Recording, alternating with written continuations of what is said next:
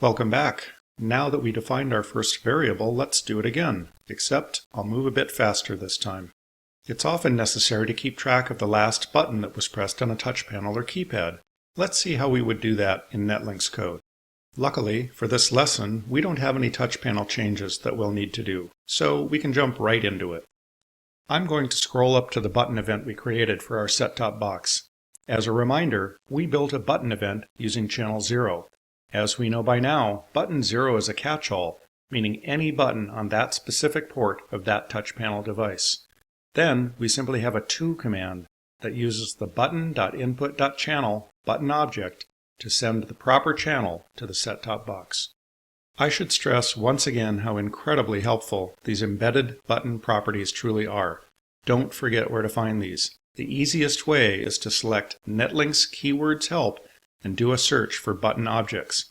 The results will return all of the different events: button events, channel events, data events, and level events.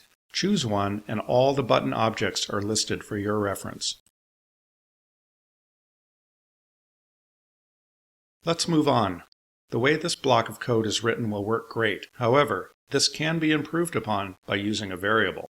As I mentioned, we are trying to keep track of the last button that was pressed on the touch panel. We'll store the value from button.input.channel. So, let's begin by creating our variable. Scroll up to the Define Variable section. First things first, we have to set its persistence.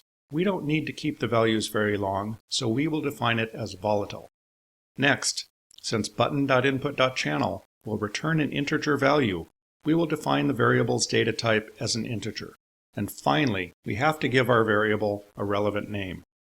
Our naming convention says integer variable names start with a lowercase n, so we will name our variable nLastButton. With our variable defined, let's scroll back down to the set-top box button event. We're going to add a line of code directly above our to command. Once again, this is incredibly simple. We just want to assign the incoming channel to our variable. In other words, the button's channel number that was pressed on the touch panel will be stored in that variable. I'll write the code nLastButton gets button.input.channel semicolon. That's it. Now let's change the to statement. Instead of sending button.input.channel, let's change that to now send nLastButton. Let's compile our code to make sure we're okay. You might be asking yourself, what's the point of doing that? You added extra work by creating a new variable and added a line of code to accomplish the exact same results. Well, button.input.channel is local in scope, meaning it can only be used inside of this particular button event. By creating a global variable, it can be used anywhere throughout your code. More importantly, you can use the debugger to help troubleshoot your code. And the embedded properties, like button.input.channel, cannot be added to the debug watch bar. So let's take a closer look at the debugger. Up in the debug menu, let's select Start Debugging. This will launch a new window in Netlink Studio, the debug window. What this allows you to do is watch the global variables that you defined in your code. For example, I'm going to copy the nLastButton variable.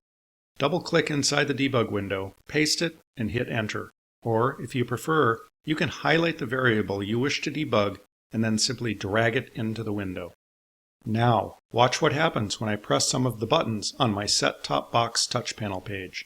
Notice the value of the variable changes every time I press another button. Basically, I'm able to see the channel number of the last button pressed. To delete a variable from the list, simply right-click on it and select Delete Variable. Or you can delete all variables. When you're finished debugging, simply close the debug window. We're going to look at one more method of implementing a variable in the next tutorial.